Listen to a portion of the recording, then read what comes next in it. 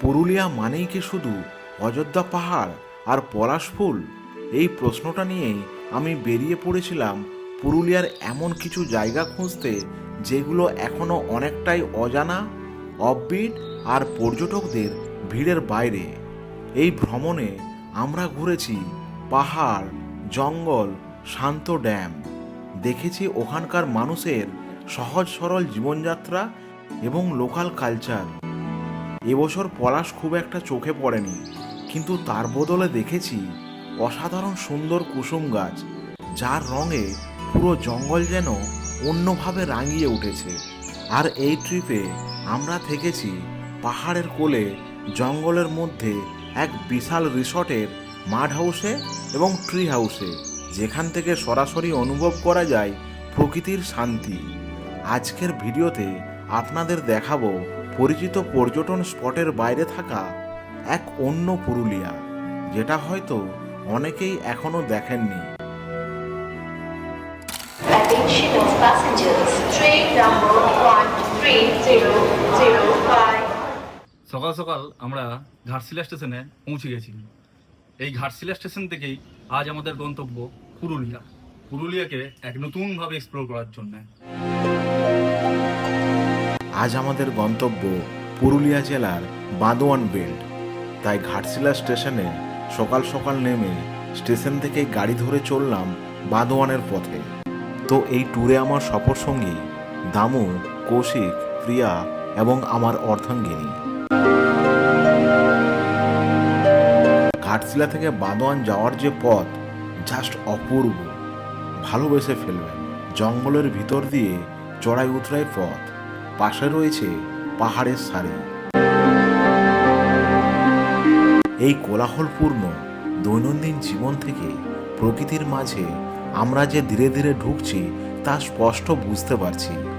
প্রকৃতির এই রুক্ষ সৌন্দর্যটাই পুরুলিয়াকে আলাদা করে তোলে। বাঁদোয়ান যাওয়ার পথেই পড়ল দুয়ারসিনী মাতার মন্দিরের পাশেই একটু দাঁড়ালাম। এখানে খুবই কম দামে দেশি মুরগি বিক্রি হচ্ছে। এর পাশেই রয়েছে দুয়ারসিনী ফরেস্ট।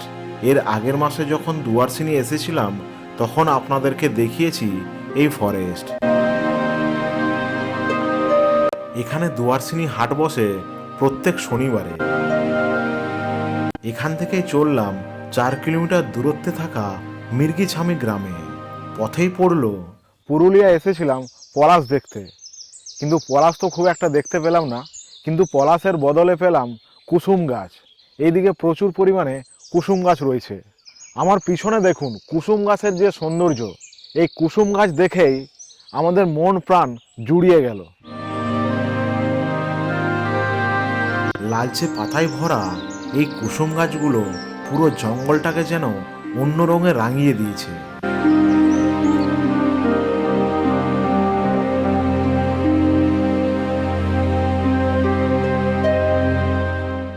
বর্তমানে আমি আছি মির্গিচামি গ্রামে। এই গ্রামে আসার প্রধান উদ্দেশ্য হলো এখানকার অধিকাংশ মানুষেরই জীবন জীবিকা হলো সাবাই ঘাসের মাধ্যমে। যে সাবাই ঘাসে আগে শুধুমাত্র দড়ি বানানো হতো, সেই সাবাই ঘাস দিয়ে এখানে হোম ডেকোর থেকে শুরু করে ব্যবহারযোগ্য জিনিসপত্র সব কিছুই বানানো হয়।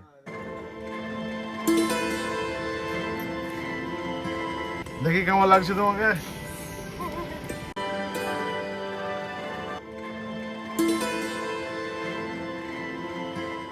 বলছি আপনাদের এখানে সাবাই ঘাসের কি কি আইটেম হয়? ট্রে, কোস্টার, আর হচ্ছে জুয়েলারি বক্স, প্লান্টার, আর অনেক ধরনের আইটেম হয়। মোটামুটি রেট কীরকম থাকে? যেটা আপনি 50 টাকা থেকে শুরু করে 3000 পর্যন্ত। শুধু এখানে বিক্রি হয় না অন্য কোথাও বিক্রি হয়? আবার আমার গ্রামেও বিক্রি হয়, আবার আমরা ওই বাংলা নাটক থেকেও বাইরে গিয়ে থাকি। আবার হচ্ছে বাংলা নাটক বলতে বাংলানাটক.com এনজিও আছে। ওহো, এনজিও, ঠিক আছে। ওখান থেকে ডিআরডিসি থেকেও মেলা করে। ডিআরডিসি মানে যেখানে সেলফ হেল্প গ্রুপের মহিলারা অংশগ্রহণ করে। ওহো, আবার ডিআইসি থেকেও। ঠিক আছে, অনেক ধন্যবাদ। আর বসার জন্য ঠিক আছে, আর কিছু দিতে হবে না।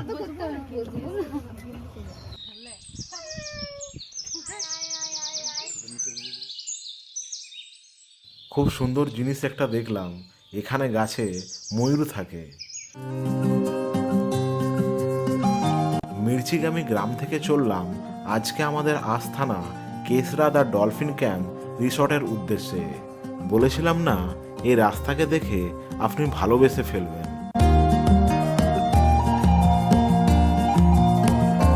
আমরা রিসর্টে প্রবেশ করলাম। বান্দোয়ান টাউন থেকে এই রিসর্টের দূরত্ব প্রায় 8 কিলোমিটার।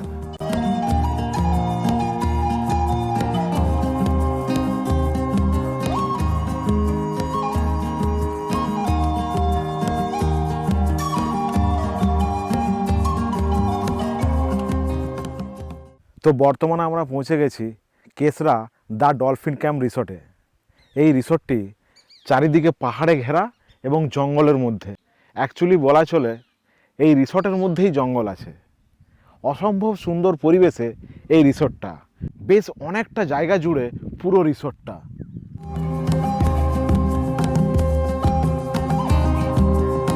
আমাদের থাকার জন্য দিল এই মাড হাউস। ভিতরে 2টো রুম রয়েছে। এই মাড হাউসে থাকা এবং খাওয়া নিয়ে জনপ্রতি 1400 টাকা। বাথরুমটাও বেশ পরিষ্কার পরিচ্ছন্ন। রিসর্টে ঢোকার সঙ্গে সঙ্গে ওয়েলকাম ড্রিঙ্কস দিল, একদম ঠান্ডা ঠান্ডা কুল। রিসর্টটা দেখে কেমন লাগছে তুমি বল? প্রথমত খুব সুন্দর জায়গা, নিরিবিলি জায়গা। এবং প্রথমত আমরা অনেক রিসোর্টে গেছি, অনেক রিসোর্টে ঘুরে এসেছি, কিন্তু আজকে আমরা যে রুমটা আছি মাড হাউস, এটা পুরোটাই মাটির তৈরি এবং ভিজিবিলিটি খুব সুন্দর এবং ভেতরটা খুব ঠান্ডা। মনে হবে যে অলরেডি এই গরমের সময়তে মনে হচ্ছে এসি চলছে অলরেডি। খুব সুন্দর, ন্যাচারাল এসি, ন্যাচারাল এবং পরিষ্কার পরিচ্ছন্ন।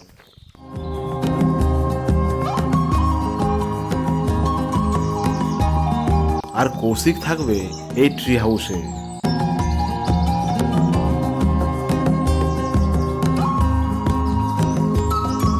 এটা হচ্ছে ট্রি হাউসের ভেতরটা। ট্রি হাউসে জনপ্রতি থাকা এবং খাওয়া নিয়ে 1300 টাকা। এই ট্রি হাউস থেকেই দারুণ একটা টপ ভিউ আছে। এই রিসর্টে থাকলে সাইট সিনের জন্য আর কোথাও যেতে হবে না। প্রকৃতির মধ্যে থেকে প্রকৃতভাবে প্রকৃতিকে এখান থেকেই উপভোগ করা যাবে।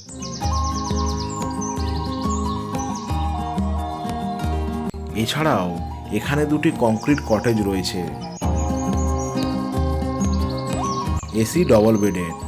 নিচের নাম্বারে ফোন করে রিসর্টের রুম বুক করতে পারবেন। রিসর্টে এই লেকটি রয়েছে। দুর্ভাগ্যক্রমে জল শুকিয়ে গেছে, না হলেও ভাবুন তো লেক আর পাহাড় কি অপূর্ব লাগতো। এরপরে মধ্যাহ্ন ভোজনের ডাক পড়ল।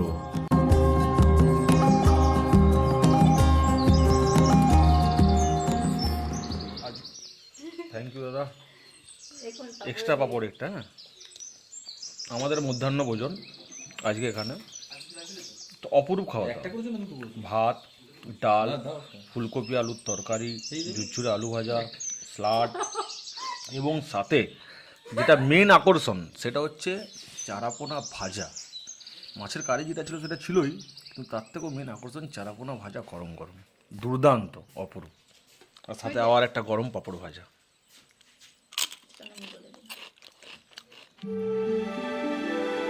বিকালে রিসর্ট থেকে হেঁটে হেঁটে বেরিয়ে পড়লাম। রিসর্টের চারপাশে প্রচুর কুসুম গাছ আছে।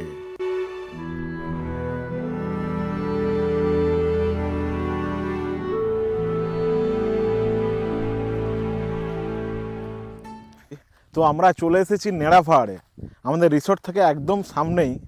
এটাকে অনেকেই পুরুলিয়ার পেহেলগাঁও বলে, আবার বান্দোয়ানের পেহেলগাঁও বলে, আবার অনেকে বলে পশ্চিমবঙ্গের উটি, আবার অনেকে বলে পুরুলিয়ার অরুণাচল প্রদেশ। তো সত্যিকারে এই জায়গাটার প্রাকৃতিক সৌন্দর্যের মধ্যে আলাদা একটা ইউনিকনেস আছে। এই যে নেড়া পাহাড়কে কেন্দ্র করে চারিদিকে পাহাড় আছে। হ্যাঁ, মাঝখানে নেড়া পাহাড়, ওইদিকে আছে রাইকা পাহাড়, যে রাইকা পাহাড়ে বাঘিনী জিনাতের আস্তানা ছিল। চারিদিকে শুধু পাহাড় আর পাহাড়। এবং সামনে বিস্তীর্ণ ভ্যালি। এরকম একটা সূর্যাস্ত, এরকম একটা নীরবতা, এই মুহূর্তটা দেখা যায় না, অনুভব করা যায়। তো এই নেড়া পাহাড়ের উপরে একটি পলাশ গাছ রয়েছে। তো আজকে মার্চের 7 তারিখ, এখন পর্যন্ত পলাশ গাছে কোনোরকম কুড়ি দেখতে পাওয়া যাচ্ছে না। হয়তো এবছর পলাশ ফুল অনেকটাই লেটে আসবে, নয়তো এবছর হয়তো পুরুলিয়াতে পলাশ খুব কম পরিমাণে দেখতে পাওয়া যাবে। খুব বিক্ষিপ্ত জায়গায় পলাশ ফুল এই টাইমে দেখতে পাওয়া যাচ্ছে। হ্যাঁ, কিন্তু তার বদলে প্রচুর পরিমাণে কুসুম গাছ রয়েছে এবং তার যে সৌন্দর্য সত্যিই দেখার মতো। এই পুরো পাহাড় জুড়ে পলাশ গাছ রয়েছে। দুর্ভাগ্যক্রমে একটি পলাশও ফোটেনি, কিন্তু ন্যাড়া পাহাড়ের সৌন্দর্য দেখে মন ভরে গেল। এখানে বিনা কারণেই ঘন্টার পর ঘন্টা বসে থাকা যায়।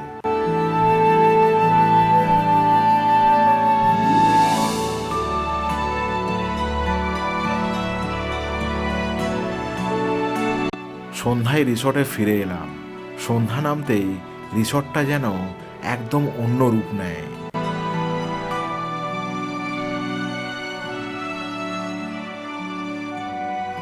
চিকেন বারবিকিউর প্রস্তুতি চলছে। রিসর্টের ম্যানেজারকে বললে আদিবাসী নাচ এবং ছৌ নাচের ব্যবস্থা করে দেন, সেটা অবশ্য পেড বেসিসে। নমস্কার, আজকে আমরা আছি বান্দোয়ানের এই সুন্দর জায়গা। তো আজকে আমি একটা কথা বলি। আমরা এসেছিলাম এখানে মোটামুটি আপনার 1টা নাগাদ দুপুরবেলা। প্রচণ্ড পরিমাণে গরম ছিল। তো এখানে মনে হলো যে না, আজকে এখন তো গ্রীষ্ম পড়েই গেছে, গরম লাগছিল। তো আস্তে আস্তে সন্ধে হলো। তো সন্ধে হওয়ার পর এখনকার যে ওয়েদার, এত ঠান্ডা এখানে, মানে আপনার মনে হবে যে আপনি একটা হালকা চাদর নিয়ে বসবেন। তার সঙ্গে হচ্ছে চারিদিকে হচ্ছে আপনার আম গাছের যে বকুলগুলো এসছে না, সেই বকুলের একটা স্মেল, ঠিক আছে? এই স্মেলটা আপনার মনে হবে একটা পুরোপুরি অন্য জগৎ। কারণ দেখুন, আমরা সাধারণত রুমে কি করি, রুমে আমরা ফ্রেশনার লাগাই, রুমে আমরা রুম ফ্রেশনার দিই। এই জায়গাটা ফ্রেশনার লাগে না, এটা হচ্ছে ন্যাচারাল ফ্রেশনার। আসুন একবার দেখে যান এই জায়গার ফ্রেশনেস কী।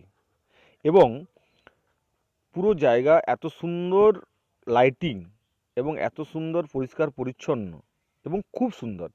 আপনারা আসুন একবার দেখে যান।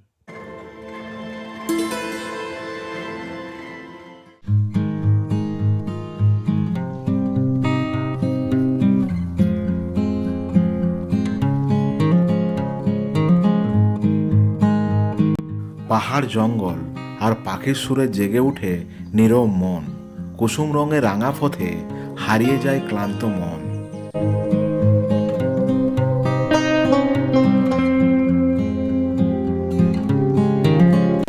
ব্রেকফাস্টে মুড়ি, ঘুগনি, পেঁয়াজ, লঙ্কা আর ডিম। তারপর বেরিয়ে পড়লাম সাইট সিনের উদ্দেশ্যে। এইটা হচ্ছে কেসরা গ্রাম, রিসর্ট থেকে 2 কিলোমিটার। এটা শুধু একটা গ্রাম নয়, জীবন্ত আর্ট গ্যালারি।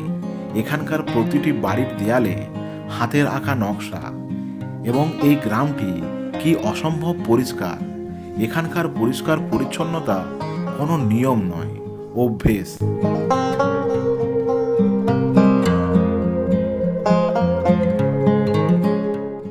বর্তমানে আমি আছি পোপো ড্যামে, যেটা আমাদের রিসর্ট থেকে 14 কিলোমিটার ডিস্টেন্সে।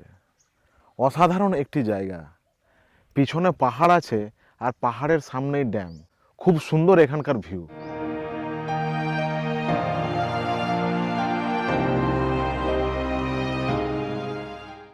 এবং এই পোপো ড্যাম দুয়ারসিনি যাওয়ার পথেই পড়ছে।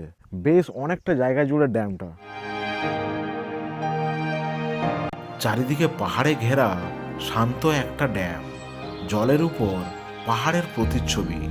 কোনো ভিড় নেই, কোলাহল নেই। জঙ্গলের ভিতর থেকে ভেসে আসছে পাখির ডাক।